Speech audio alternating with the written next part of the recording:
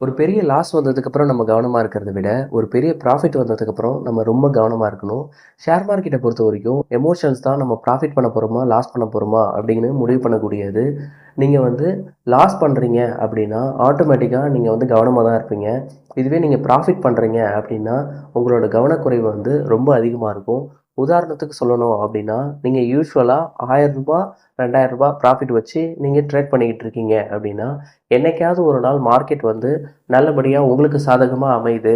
அன்னைக்கு வந்து ரூ. 5000 ரூ. 10,000 ப்ராஃபிட் எடுத்துட்டுருக்கீங்க அப்படின்னா, இது ஒரு 2, 3 நாள் தொடர்ச்சியா நடந்தாலே போதும். அதுக்கப்புறம் எப்போதும் யூசுவலா நடந்துகிட்டு இருந்த இந்த ரூ. 1000 ரூ. 2000 ப்ராஃபிட் எடுத்துக்கிட்டு இருந்தீங்க இல்லையா? இது வந்து உங்களுக்கு ரொம்ப ஈஸியான மணியா தோணும். ஓகேவா? ரூ. 1000 ரூ. 2000 தானே ஈஸியா எடுத்துடலாம் அப்படின்னு தோணும். ஸோ இந்த மாரி எமோஷன்ஸ் தான் உங்கள வந்து லாஸ்க்கு உள்ளாக்குறதுக்கு அதிகமான வாய்ப்பு இருக்கு. ஸோ நீங்க வந்து நியூட்ரலா இருக்கிறதுக்கு பாருங்க.